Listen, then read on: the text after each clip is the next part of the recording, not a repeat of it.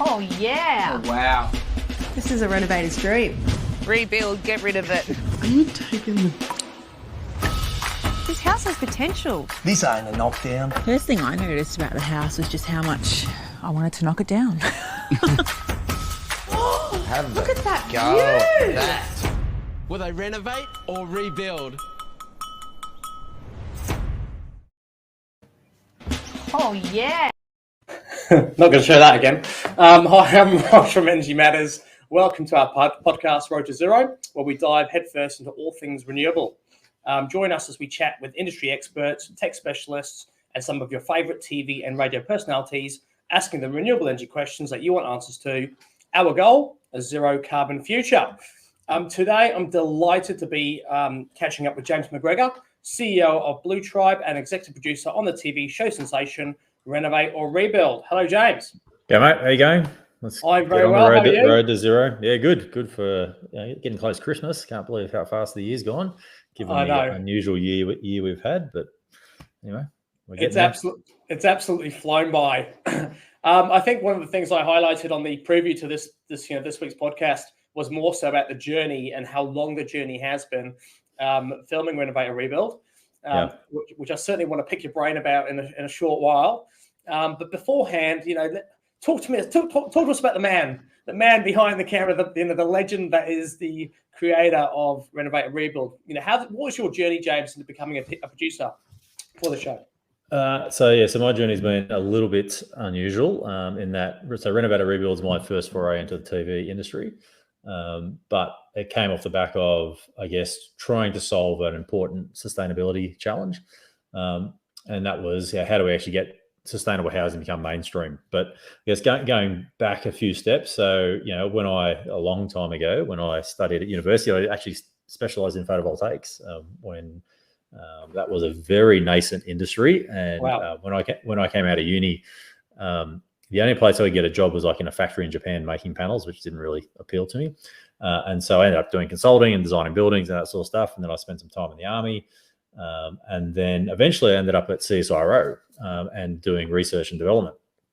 And for an engineer, it's like being a kid in a candy shop, right? So, I was leading projects on, built some of the world's first carbon capture plants on coal-fired power stations on the Central Coast here in New South Wales, as well as Victoria and Queensland. Developed, these really cool solar thermal power technologies that were running gas turbines off the concentrated heat from the sun. Looking at smart grids and biofuels and all that sort of stuff. And so I guess, the journey to Renovate or Rebuild is very much about having that R&D background and being able to look for innovation. And so, I left CSIRO, started Blue Tribe Company, and our mission is to sort of create solutions at scale that fix really important environmental and social issues. And obviously net zero is one of those really important things that we need to achieve. And so Renovate or Rebuild actually came out of a project we were doing for the New South Wales government. And they asked us the question, well, how do we actually get sustainable housing become mainstream, right? So when people think about sustainable housing, they think of a hay bale house with a rammed earth floor with spiders, and I need to live in a commune and have dreadlocks and a tie-dye shirt, right?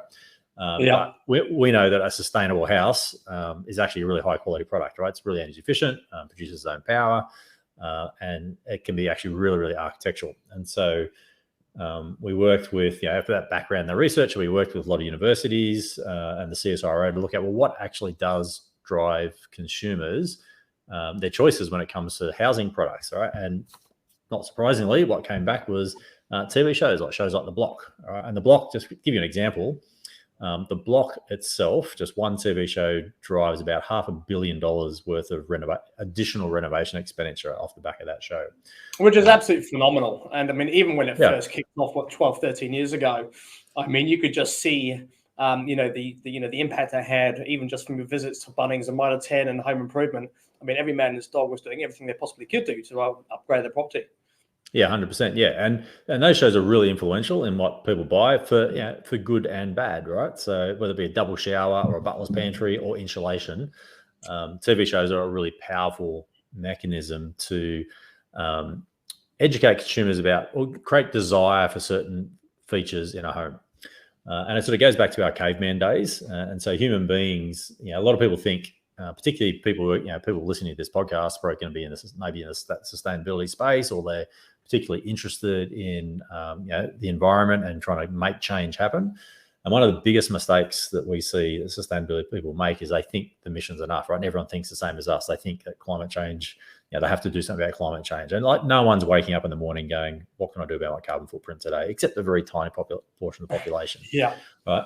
And so, and we think that people make rational decisions, but we don't. Human beings make decisions based on emotion, right? So like if you go back historically, go back thousands of years when we were hunters and gatherers, if you were out on the plain hunting and something with big teeth came along, right, you had to respond to chemicals in your brain and run away very quickly, or you got eaten by that thing with big teeth, right? So all those human beings that responded to chemicals like cortisol and adrenaline and oxytocin in their brains survived to then reproduce, and we repeat that cycle lots of times. We have us here today, and we're still controlled by that crocodile brain, which is why storytelling is so powerful in influencing our choices, right? And so therefore TV shows influence our choices, and Renovate or Rebuild was born from that idea. Well, if that's the mechanism to shift what people want and to show them the benefits of sustainable housing, then we need to make a TV show, and that's where basically where it came from.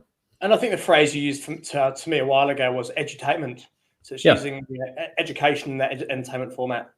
Yeah, well, I mean, storytelling has been the way which human beings have passed on knowledge for thousands and thousands of years, right? So it's a means to educate people because we remember stories, and they activate these emotions, which lead us to then follow through and act on those. And so edutainment's really important, and Renovate or Rebuild's like a really good example of that.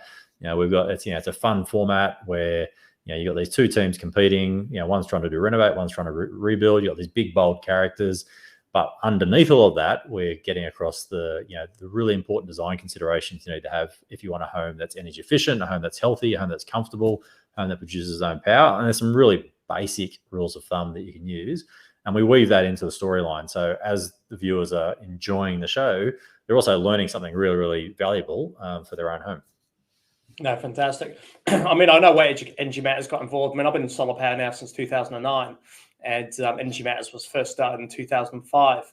And after 16 years of Energy Matters, or even 12 years of myself being in this industry, I believe it's only around a third of homes maximum, really more like about 25% that have solar power.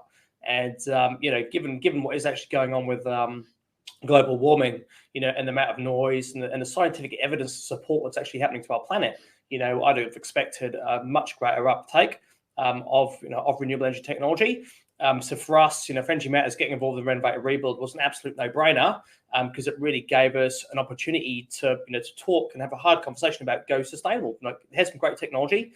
Renewable energy technology isn't necessarily the sexiest thing that you'll have on your property, but at the same token, it can look nice, and more importantly, it's a double-edged impact. It reduces your energy consumption, reduces your energy bills. It's completely green. And it's just about making it affordable for your property. But then, end result is, you're reducing your carbon impact. Yeah, but even just on straight economics now, I mean, when I put my solar system on here, maybe 12 years ago now, the payback was like 15 years. And I wasn't doing it for the economics, but these days, solar has got become so cheap that it's almost a no-brainer. Like it's not even something you should be thinking about, because the paybacks are so short. 2 to 3 years, you'll typically sort of get your investment back. Electricity prices are going up, and it's that issue of awareness. So people, if you watch all these renovation shows, they all focus on the tiles or the kitchen bench top, or is it postmodern, or is it industrial, or is it Hampton style? It focuses on all those issues. So that's what people get interested in. And so the whole idea behind Renovate or Rebuild is to talk about really important things like solar and explain to people like which way do you face your roof and what technology options are available to me, to make it front of mind, because it's a no-brainer in terms of just purely cost. And as we move into this next phase of what's going to happen in the world, even independent of what's happening with the climate, it's a sensible decision to make. No, fantastic. Thanks, mate. You definitely should be a spokesperson for Energy Matters and every other solar retailer and manufacturer in Australia and on the planet. James, obviously, as well as Energy Matters, there's been some amazing partners being featured on the show.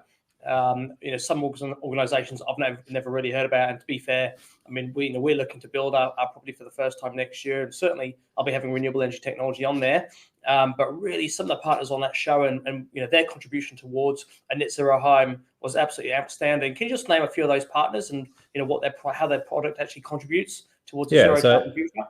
Well, so before I sort of get to the partners, maybe talk about some of the things that make a home energy efficient and lead to that net zero, and then it makes more sense where everyone's product sort of fits into it. So, when we're thinking about a sustainable home, there's probably 4 real things you need to think about, right? So the first thing is you need to design it for your local climate, right? So a home in Darwin has different characteristics and design considerations than a home in Tasmania or Melbourne, right? So in Melbourne, you're in mostly a heating climate, so you need to think about heating and keeping warmth in the house. Whereas you're up in Darwin, you're wanting to get the heat out and make sure you've got a lot of airflow and ventilation. So the first thing is design for your climate. Next thing is to think about your building shell, and that's where a lot of our partners are involved. So, the building shell is really that, the envelope that protects you from the environment, but it also does an important job in terms of managing the comfort of the house. So, things like insulation, the cladding systems, the window systems. And so in like Renovate or Rebuild this season, we've got brands like Bondor who do these structural insulated panels. So basically like prefabricated insulated walls, right? Super high performance. They're really airtight. They clip together. And so that allows you to create a really airtight and well insulated building shell, which makes the home really comfortable. But one of the weakest points in any home in terms of its thermal performance and internal comfort are the windows. This year we had the team from De Kooning who make these amazing UPVC windows, which are pretty much around the world. If you go to Europe, like UPVC is like the main product, whereas in Australia we still sort of do these aluminium windows. And De Kooning and their partners, Ultimate Windows and Integra Windows in Sydney. And that's probably the one of the biggest weak points in any home is the windows, right? So getting really high performance windows that are great acoustic properties, great thermal properties, and those sorts of things are really important to your building envelope. And then we come inside the house, which is when you get on your products and services and making sure you select efficient appliances. And then finally, once you've got all that sorted and you've got a really efficient house, then you start looking at your solar and your battery systems, right? Where you're starting to overlay it onto the home, which is where Energy Matters and all your partners, we saw, really cool battery technology from a range of different partners, really cool solar tech, electric vehicles, which are a big emerging trend coming in the next sort of few years. Absolutely. But then also when you're trying to work out your home, then the real estate considerations are really important. So across the season, we had real estate agents from different groups up in Queensland, the team from McGrath, Alex Jordan, we had the team from Rockwood down here down in Victoria with you guys, Century 21 up in Sydney. And so, there's these, and Barry Plant also down in Victoria. So, building a home and making the decisions, there's lots of partners involved. And everyone has a really important role to play in that net zero, whether it be the performance of the house, whether it be the energy generation, or whether it's the real estate agents who are helping homes that have higher energy performance get better property values, which then provides a signal to homeowners that, well, actually, maybe if I upgrade the performance of my house, I'm going to get a higher value for my property, which we are seeing evidence starting to emerge now, particularly places like Canberra that have mandatory, when you buy and sell a house in Canberra, you have to declare the energy rating of that home. And there is evidence that shows that the higher, for a like for like house on the same street, if one home has a higher energy rating than the other, it will command a higher price from the market. Well, and it's certainly, and as you mentioned earlier, it's certainly becoming more and more important given the rising costs of electricity and gas from a retail perspective. So yes, solar power. I mean, I'm obviously flying the flag for renewable energy technology, but just with those other products that are available to increase the energy rating on the home. And I saw on the show itself, I mean, I think almost every single home is in the sevens, mid sevens in terms of energy rating. What does that actually mean? So having a home in there, and I apologize for being on the spot. I know you'll be across it, so I'm asking you the question. But to have a home sort of in the mid sevens, I mean, what does that do to a bill? Yeah, I mean, so a lot of people don't realize that the energy rating for homes is a score out of 10. So in most jurisdictions around Australia, with the exception of a couple of areas. When you buy a brand new home, it has to be built to a minimum of 6-star, but it's actually 6 out of 10. So that's like the minimum worst level, right, if I can word it that way. Yeah. And basically what the star rating does, the higher the star rating, the less energy you need to control the comfort of the home. All right, so or less heating and cooling you need. So home, that's a 10 out of 10 star. And actually, in the next episode, episode 8 next week, we feature a home that's a 10 out of 10 down in South Australia. So if you get a 10-star rating, energy rating in your home, what that means is you don't really need any mechanical heating or cooling to maintain a comfortable performance of the house all year round. And so the lower the star rating you get, then the more energy you need to put into it to make it comfortable in summer and in winter. Gotcha. And so on the show, every week the teams are working with their architect, and their brief is to get at least a minimum of 7 stars, right? And I think we achieved that in all bar one property this year, and that was partly because of that was the renovation, and there was only so much we could do the existing home. And the reason we pick 7-star is that there's a lot of research that sort of, when you start looking at the cost that you need to spend to get to, as you go up to 8, 9, 10 stars, you do need to start spending more money on better windows and better insulation, better roofing. But the step from 6 to 7 stars is, in some cases, can be cost neutral, but it's not actually a big leap forward. But you do get a big benefit in terms of the energy performance of the home, which then when you combine that with solar, you can get your home to become either net zero carbon or net zero energy, depending on what you're trying to achieve. But basic rule of thumb is the higher the star rating, the less amount of energy you need to heat and cool the house. And we recommend that you sort of aim for at least 7-star for a number of reasons. One, it's really achievable. It's not expensive to get that. It gives you a lot of long-term benefit, because a lot of the things that influence the star rating are things that are not easy to change, right? So once your walls are up, and if you haven't got good insulation in, and that's it. Like, you either have to strip them down and start again. Your windows are going to be there for 25, 30, 40 years. So getting a high star rating now, so in many ways, future-proofs your home, and it'll pay dividends for the whole life of that property. Putting that into the context of the TV show, was it the architect that ensured that home incorporated, sort of the insulation and the different types of technology to achieve that rating, or is that then from the actual the contestants themselves with their home improvements or building background?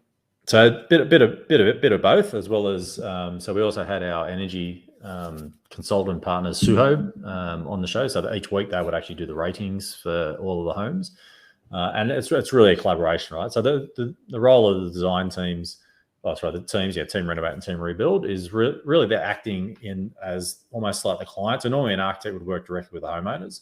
In this case, the teams were acting as the client. So they would give the architect their brief, they come up with their ideas, sketch the sort of things that they were interested in. They provide them with, I like this sort of design or this style. And the teams are also using a lot of those basic design principles that we talked about earlier, right? So looking at the climate, the orientation of the property, getting living areas in the correct area. So a lot of that sort of stuff was done, and a lot of that makes a really big difference. Like, if you're just getting your living areas in the right place and your windows in the right locations, makes a massive difference to the energy performance of the home. But then the architects had worked very closely with Suho, the energy consultants, who would advise them on making design tweaks and window sizes, openings, shading, in order to get that sort of star rating. So you do need experts around you to design homes like this, and you need to make sure you engage those experts, because buildings, homes are quite complex. There's a lot of building science that goes into a house, and there's lots of systems that have to work together. And so you do need those experts to sort of help guide you to get a really good outcome. Absolutely. And James, I mean, having been part of the process with you now since I think we first spoke about Renovate Rebuild mid last year, to now being on screen, there's been a lot of challenges, hasn't there? It'd be fair to say that it's been probably an unusual, series of events over the last 12 months from Renovate Rebuild. Can you elaborate on those? Yeah, so it was funny. I was talking to a reporter who was doing an article about the show, and she was saying I made a suggestion on the title of the news post. So you should call this "How to Make a TV Show in the Middle of a Global Pandemic Across 4 Different States integrating, world's first integration of leading behavioural science into a TV show that's never been made before, because it has been a big challenge. But even going way back to the beginning of the project, this project actually came out of a program research project with the New South Wales government. So, first of all, we had to make the case to the New South Wales government, actually, if you want to shift demand for sustainable housing, you've got to make a reality TV show. That was an interesting conversation to start with. And then eventually, once people understood, well, this is evidence-based and science-based. Actually, it's funny. We put in a submission, award submission, actually recently for the show, and we had to map out sort of a bit of a timeline of what had happened. And so I called it like the journey and emotions of Renovate or Rebuild. And so the first thing was once we eventually got it over the line and we're ready to sort of make this show, we had to go and approach the market to raise, get sponsors sponsors like Energy Matters. To be able to make the show. And the first time we did that, COVID hit. We were literally ready to go, and then COVID hit, so the whole project got scuttled. So first it was like really exciting, and we got out there, and then literally the project got cut out from the underneath the project when COVID hit first in early 2020. Yeah, and then it basically got put on hold for 6 months because no one knew what was going to happen in that world, right? So no one wanted to sort of progress projects back then. Eventually, the world settled down and people realized that the world wasn't going to come to an end. So then we went back out the market, the race, to speak to sponsors and stuff again, and eventually got a great team together, including Energy Matters. So that was really exciting. And then, that was just before Christmas Christmas 2020. And then I remember there was all these borders started closing in sort of January. I remember. Straight after. we went to start filming on the 2nd or 3rd of February, and all of a sudden borders were shutting in Western Australia, and then so we had to completely rechange the presenters on the show, because what we decided was we had to try to contain everyone within their home state as much as we could to minimize people crossing borders. And so we completely scrapped all the presenter concept for the show and changed it within 4 days, which was kind of terrifying. Then we started filming, and I was like, woohoo, yeah. So we went from, oh my God, to now we've finally started. This is really exciting. Yeah. And then we flew into Brisbane for the first bit of filming in Brisbane, literally the day Brisbane went into lockdown. I was at Brisbane Airport. I was in the car, and I came over the radio, Brisbane's going into a snap lockdown. Literally, that's the day we arrived. I was like, oh, God, you got to be kidding me, right? And then we flew down to Victoria to film for the judging segment in Victoria. And then we were there the day Melbourne went into lockdown again. I was like, oh, you've got to be joking me. And then literally we had 2 days of filming left for the entire season in Sydney to do the judging segments. And then the day we were meant to film, Sydney went into lockdown. Oh, man. And so it was like, you got to be, kidding me. But eventually we got it all there, and it gets better. And then eventually we got it there and got it over the line. And people who have seen the show would have seen in episodes 3 and 6 for the Sydney episode, we had to do it over Zoom because Sydney went into lockdown and stayed there. And then one of the concepts behind the TV show in terms of getting reach is we had this big social media. It's called community-based social marketing. It's a whole lot of social content that goes out around the show, around different themes. And so it relies on this social media. And the day the show premiered, Facebook crashed. There was this big global thing. I don't remember that, but I do. I woke up in the morning, you've got to be, So anyway, but we got there in the end. And I think, I think that's one of the things around this. The show's a mission-driven show, right? It's not just a TV show. It actually has a very specific purpose around making the world a better place. And I actually think that's the thing that kept us going, because you could have just thrown your hands in the air and going, why are we doing this? Because all these things kept going wrong. Particularly, it's like playing whack-a-mole with border closures. And so, that's one of the things that sort of really kept us going. And look, all our partners like you guys, super flexible. Everyone understood. Sometimes we would be cancelling filming the day before we went to film because of borders and stuff.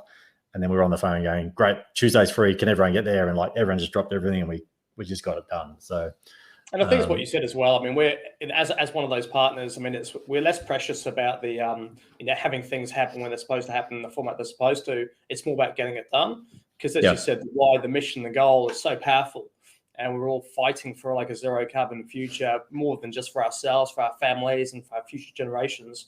I mean, when you really tap into that and get present to it, Yeah. There's nothing that's going to stop you from having it, fulfilling on that goal, and everyone can play an impact no matter how large or small it is. Yeah. Which is incredible. Yeah, What's the feedback actually been like for the show? I mean, there'll always be haters out there. There'll always be, trolls, one thing, and fair play. Everyone's entitled to an opinion, and that's fine. But what's with the feedback that's come to you so far? What's it been like?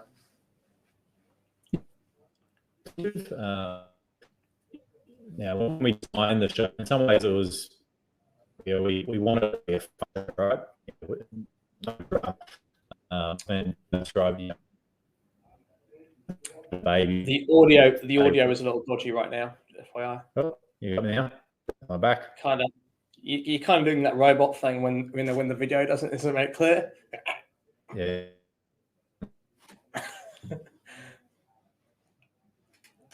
You look quite frightening. I'm quite actually glad this is being filmed, because otherwise I've taken a photo of your screenshot.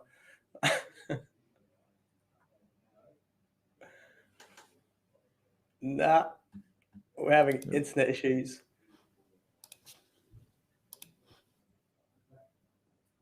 Say something. So while we're waiting for James to come back, if you want to go solar power, you can do. Certainly visit our website at www.ngmatters.com.au. Oh, sorry, James. I was spruiking solar quotes. I was waiting for you to come back. Right, that's how you get a quote for solar power, guys. You want to say Tesla last night. It's amazing technology out there. Anyway, I'll continue spruiking again in a second. Let me just go back to James. Yes. Cool. All right, we should be back now. No, sweet. So, what's the feedback been like? Yeah, so overall it's been very, very good. So we designed the show. I mean, the way we describe it was, if your favorite architectural design show had a baby with your favorite comedy festival, then it's sort of really what epitomizes what we want. We want people to have a big smile on their face at the end of every episode. And so, the feedback's been overwhelmingly positive. People sort of love the show. There was a little bit of audience learning. So people are used to seeing the same sort of lifestyle TV shows all the time. And then one consistent feedback we got early on in the piece was, well, do we see the build, or where are the builds, right? But the show's really designed show. And there's plenty of Reno shows out there that show you builds. Some of those builds probably shouldn't happen, but if you want to see builds, there's no shortage of that. What we really wanted to focus on was all of those things that happened before the build happens, right? So and even the show, Renovate or Rebuild, like there's stacks of people out there who are actually stuck on this problem. Like they've got an existing home, it's really tired, they don't know what to do with it, and they actually have, they have fights with their partner around, should we renovate, should we rebuild it? And a lot of that's because they don't have a structure or understand the design process to be able to weigh that up. So the show was very deliberate in that it was focusing on that design phase. And in many ways, some of the most important decisions you'll ever make will happen before you even start building. So where do I put my living areas? Where do I put my utility areas? Which way does my roof face so I can optimize it for solar? What sort of insulation, what sort of windows am I going to put in, right? So if you get those things wrong, you're stuck with it for a very, very long time. So I think most of the feedback we got around people who didn't understand the format were, well, where are the builds? And brand new show, people hadn't seen it before, and so I think we're up to we've just finished episode 7, and so we're actually now built. Those questions don't come through anymore. Like people get the show, we're getting lots of love it, lots of interaction on the designs, and I think so. There was a little bit of that audience education had to occur. Like people had to trying to learn the format and understand what it was about.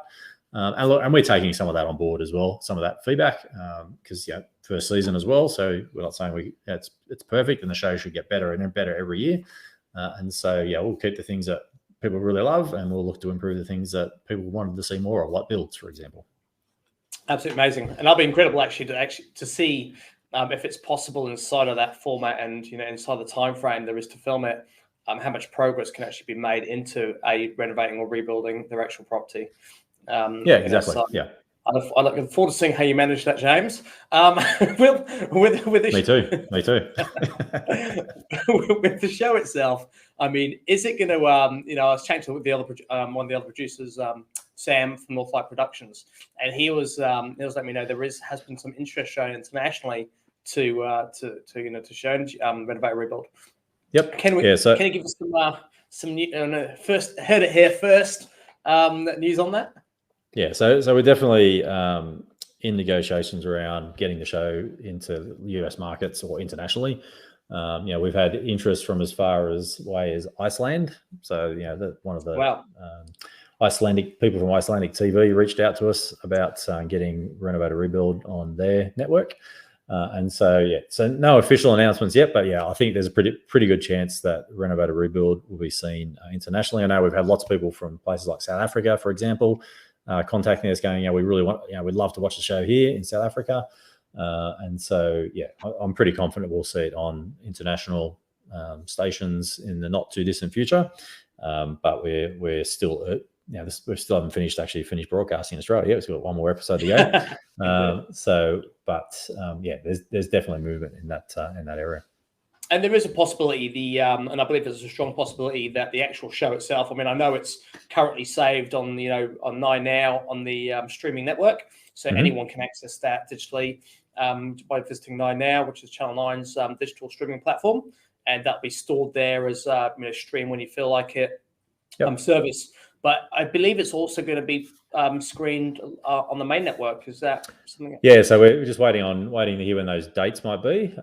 So at this stage will probably be after Christmas sometime. But people will get to see it again on the main network sometime in 2022, which will be exciting. Definitely. They just jump on 9 Now. Like, it can stream in 2021. Most people are probably streaming their stuff anyway, so if they just jump on 9 Now on their TV.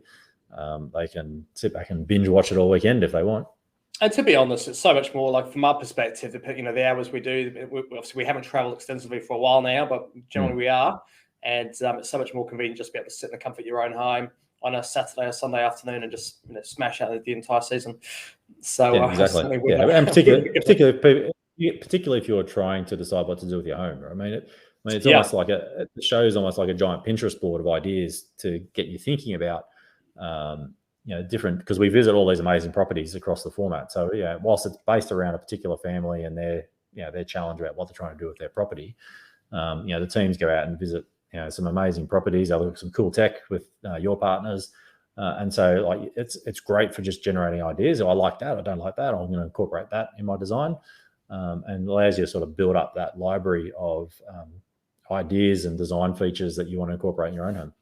Yeah, I mean, we've been blown away by the quality of design. I mean, and even last night's episode, which featured partner Specialized Solar and Tesla. There you go, guys. Thank you. The quality of those homes were absolutely stunning, and I mean, they have been every single episode. And I've actually been outstanding as to, yes, I know some budgets, or the cost of those renovations or rebuilds have varied depending episode to episode. But as a rule, it's been a lot. It hasn't been as expensive for that quality of home. Those numbers have come in a lot lower than I anticipated they would do. Yeah, and we deliberately tried to also feature a range of properties across the season. So we wanted ones that were a bit more accessible in terms of we're having lower budgets, but we also wanted to feature some of those higher end properties because there's still lots of great. You can still glean. You might not be building a 3-story gorgeous architectural home 50 meters from the water on the eastern suburbs of Sydney. But there's lots of design features that you can take from that. The type of facade they use, how they use the windows, how they brought natural light into the living areas. So there's still lots of great ideas you can generate for your own design, even if you don't build the square meterage. And that's fantastic. And season 2, James, will there be a season 2?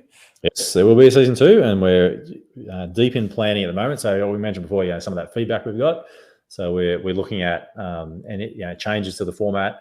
Obviously, we need to plan for things like COVID, so we learn all the lessons. So we've got to have that in the back of our mind in terms of how we're going to film this and where we're going to film this. But we are deep in planning for season 2 as we speak. So fantastic. And for people listening, what are a couple of simple things anyone can do for their home to move towards net zero? So and this is a lot of things that anyone can improve the performance of their home to reduce their energy consumption, which then helps contribute to this net zero future.